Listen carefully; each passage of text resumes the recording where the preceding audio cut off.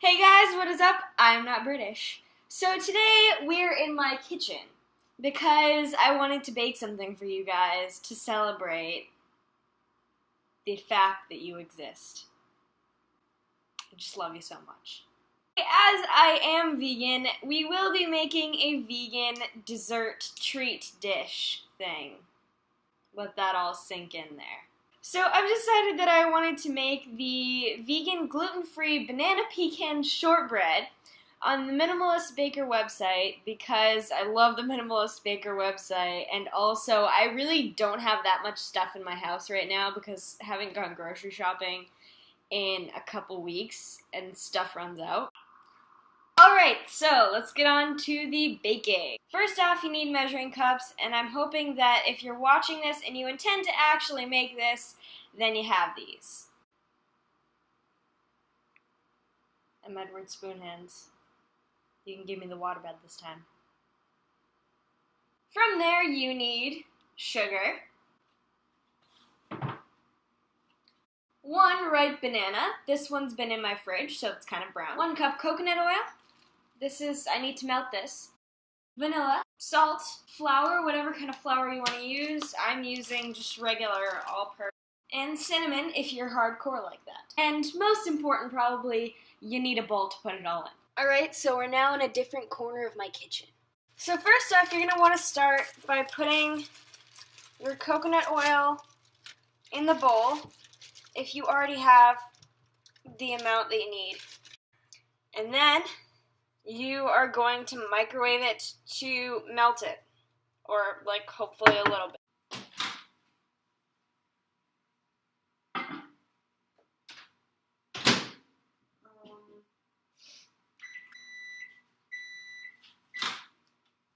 Okay. So that didn't really work, so I'm going to try and break it up a little bit. Just kind of casually stabbing my coconut oil with a knife.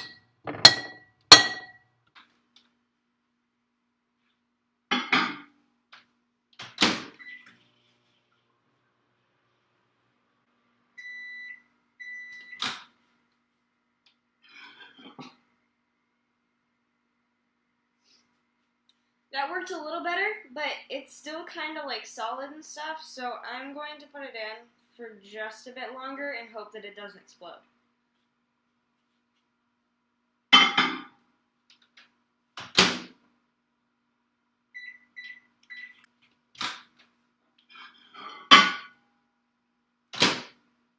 Success! Okay, so now that you have your melted coconut oil, you are going to add your really freaking ripe banana. And I'm going to break it in half. Not that it wasn't already broken in half, because I mess things up a lot. Okay. Next up, we're going to add 3/4 cups, 3 of these little babies, of your granulated or cane sugar. So here's 1, dos, trois. Can you tell? I'm trilingual, sort of. Not really. So now that you have your first few ingredients, you're going to start to mash everything up and just kind of mix it in.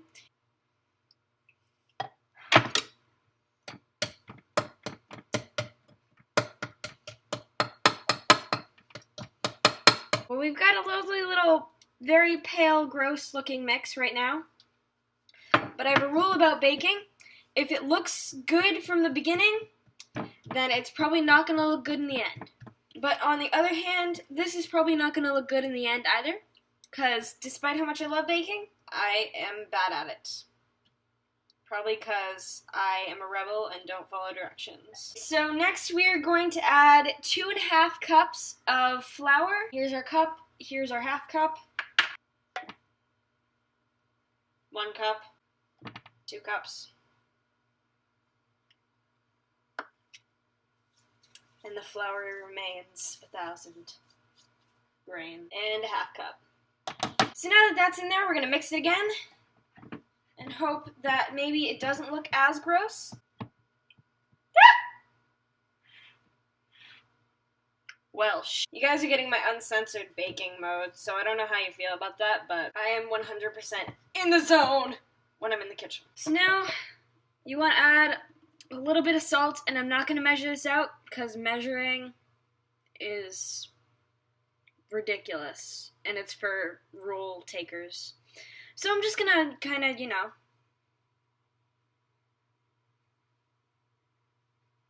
3 streaks since playing with your food, right? Okay, here we go. I don't quite understand this. Okay, maybe I do. Alright. That's just me not being smart. Alright. And I'm gonna take the probably very expensive vanilla. And I'm not gonna measure this out either. But it says on the thing to use a teaspoon, so I'm just gonna kinda. Okay. Alright. That was just a very, very quick little maneuver there. Alright, here we go. And now, you are going to, as all champions do, add the cinnamon.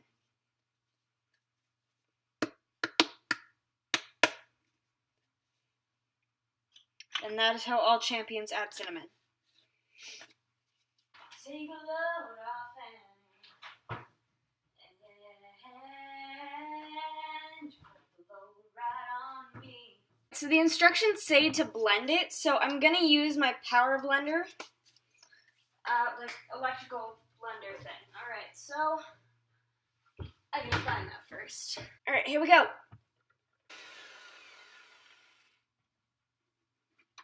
So for this part I needed a bigger surface, so I moved to a bigger counter. Hoping you can see that. Yep, you can see that. Alright. So we need parchment paper for this step. Okay, that was all that was left on the roll.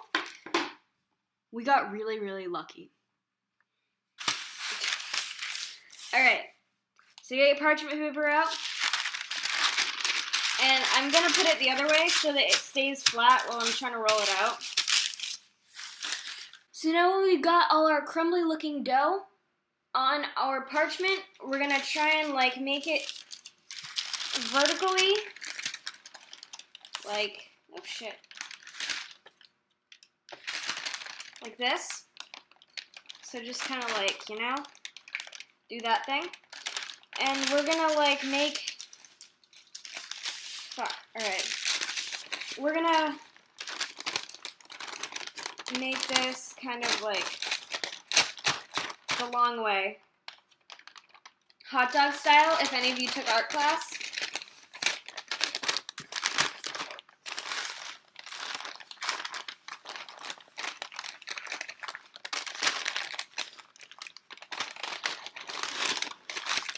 Okay. So now that that's kind of vertically, we're gonna go like rolling on the river here. Fuck me. Alright. We're gonna kind of like make sure it's all in there first. So we're gonna kind of make a burrito here.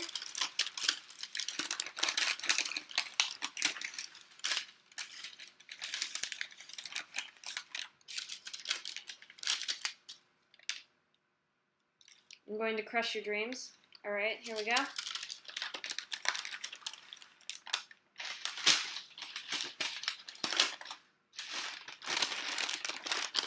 So it's sort of like envelope-y looking right now.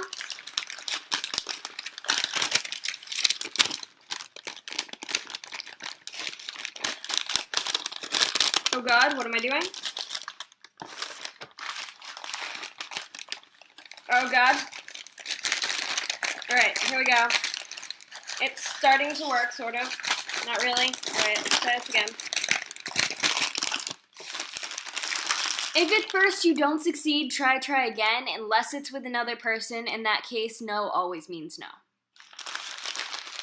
So we're going to kind of squeeze it. Ah! And now it looks like a baguette. So we're going to make sure everything is like in there and just kind of squeeze it all together and roll it a little bit. Just make sure that it's like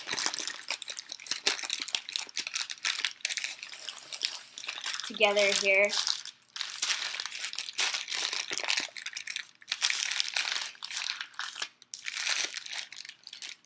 Edit a penis in here and I will cut yours off.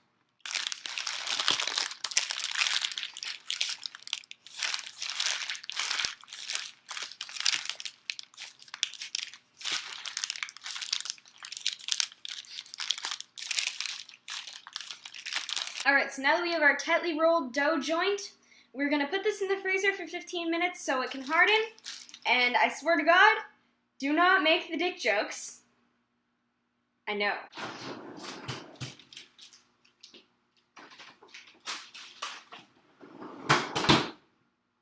So we're going to set our phasers for 15 minutes.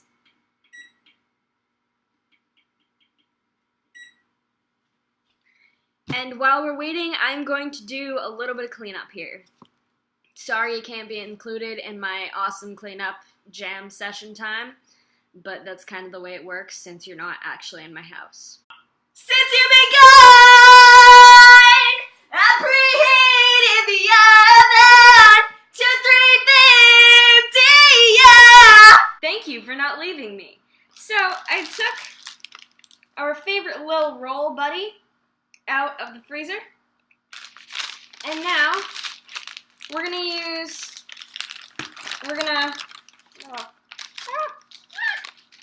so we've unwrapped our little friend.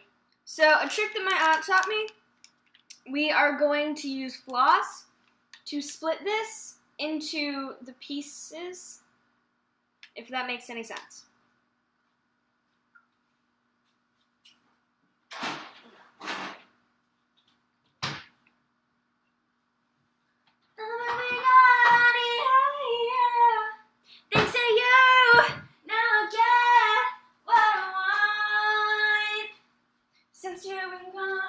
Alright, so we've got our roll, and we've got our floss. So you take a piece of floss, big enough to go, like, fully around your roll, and you put it underneath, and, like, I'm really freaking bad at measuring. Okay, so I'm just gonna kind of try that again with a bigger piece.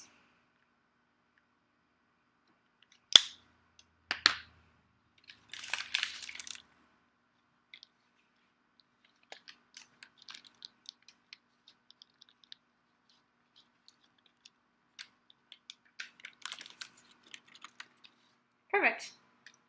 Okay, so we now have all our little logs here. You're gonna need one of these, and you're gonna put all your, it's beautiful. They all fit perfectly. This is an accomplishment of my life, okay? Beautiful. Now we're gonna put it in the oven.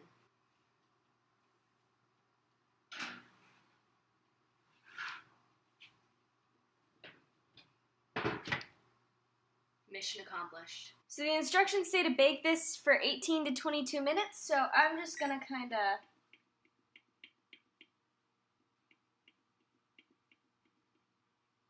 it's good in between right there. So after a half hour of goofing off, our cookies are finally finished. Can I get a cookie selfie here?